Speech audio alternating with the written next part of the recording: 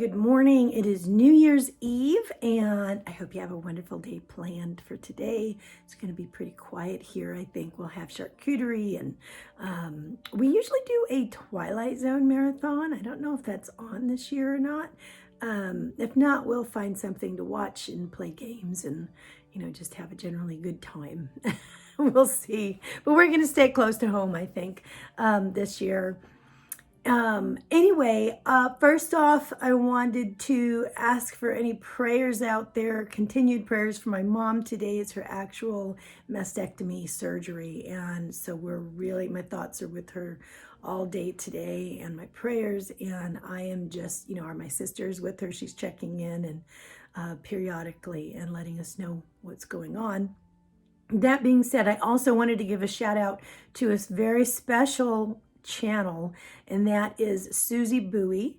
I'm going to put her link below. I just love her. She is an absolute treasure.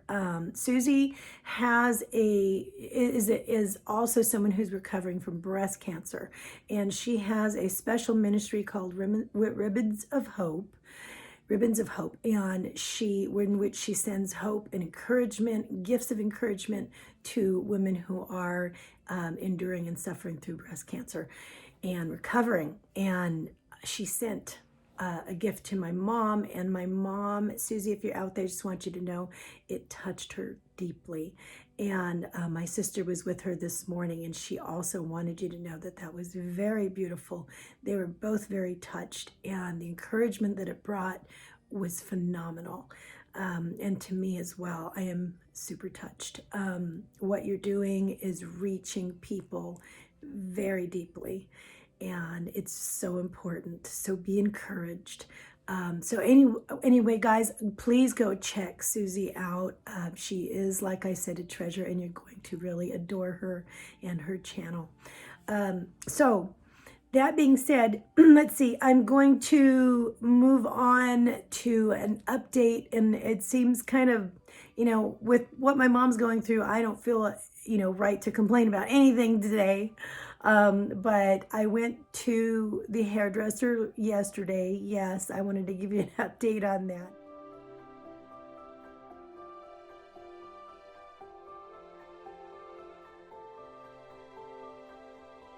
As you can see, the outer color looks very similar to what I was before I went, and I was prepared to go to get I want to say a bit of a makeover, because I was ready to embrace my brunette again. And so I explained to my hairdresser that this is what I wanted. I'll put a picture here.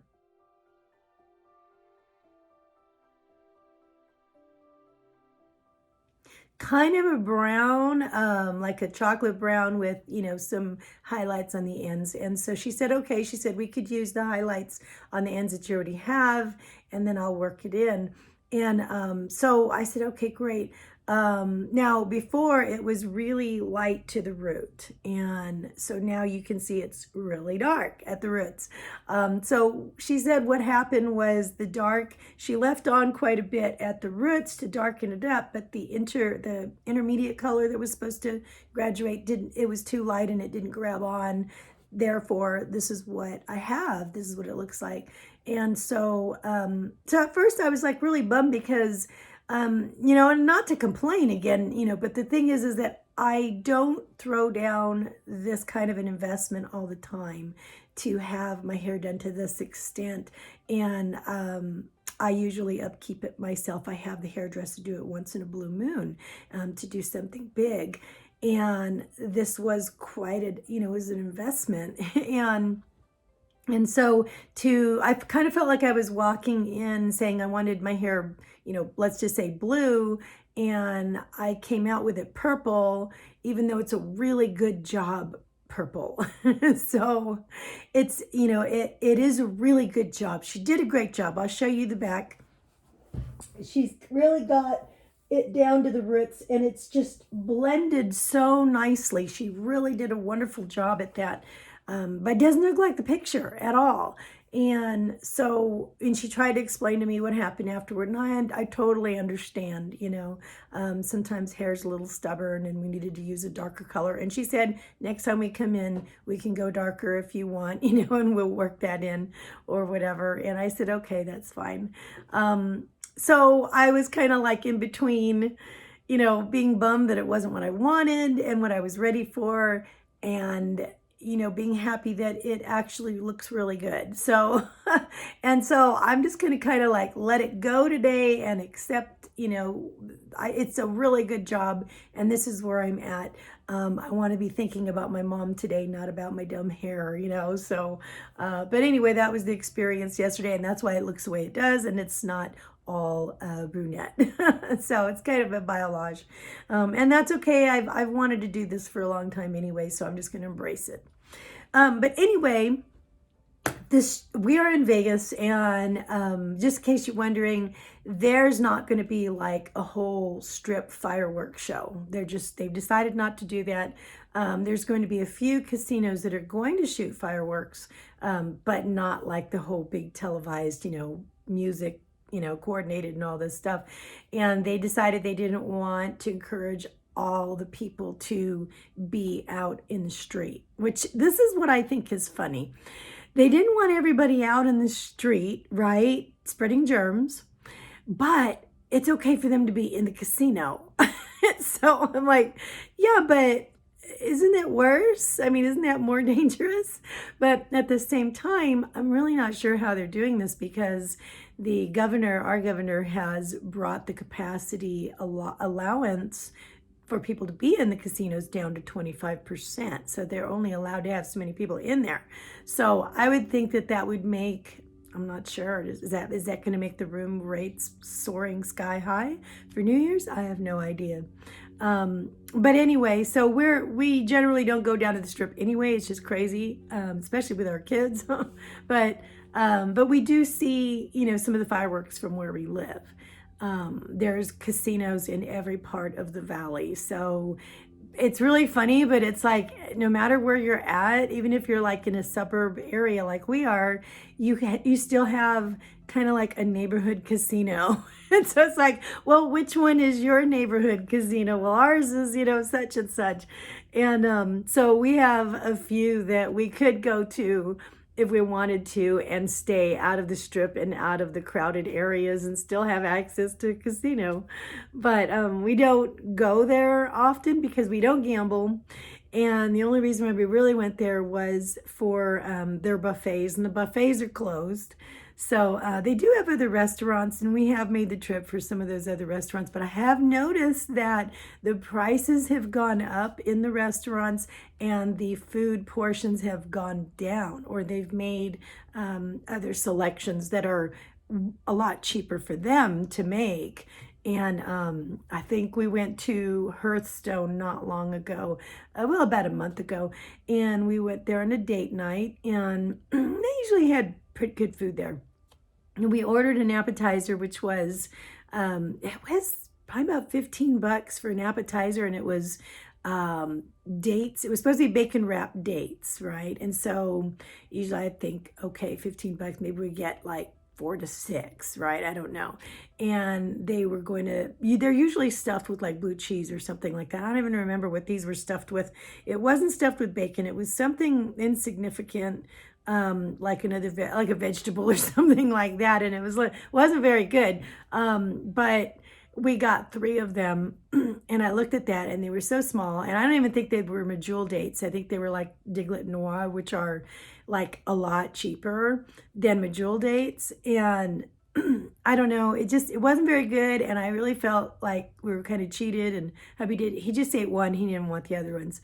And we just said, we're probably not going to come back. We're just probably not going to come back, because the trade-off on what you were paying and what you were getting just wasn't there. And we want to be supportive of the restaurants right now if we can, but if it's not a good deal, it's just not a good deal. You know what I mean? And so I don't know.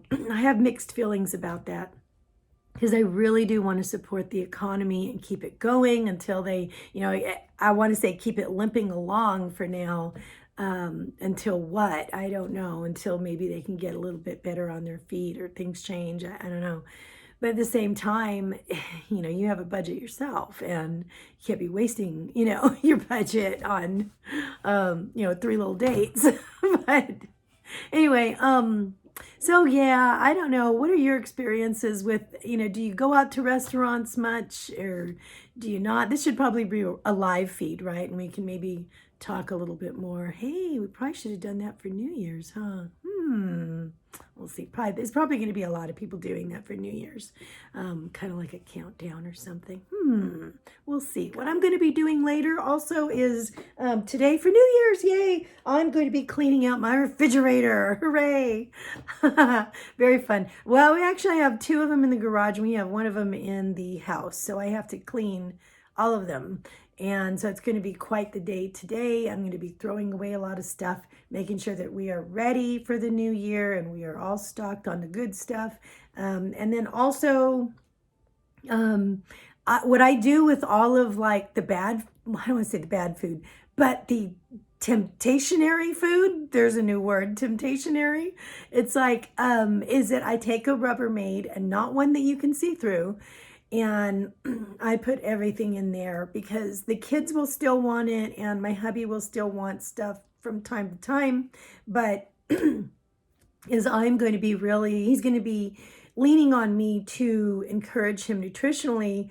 I don't want to have this stuff readily available that I know is really going to tempt him. And I'm going to be trying to provide, he's got a real sweet tooth. And he loves Oreos. So the Oreos are going in the box. And so are all the other Christmas treats. I usually also gather up all the candy canes off the tree. I know I sound like the Grinch, but my husband will go for the candy canes on the tree if there's nothing else. And so I put those away because those are all gateway things for him. And once he starts on something like that, it just opens the door for more, and then he's upset with himself.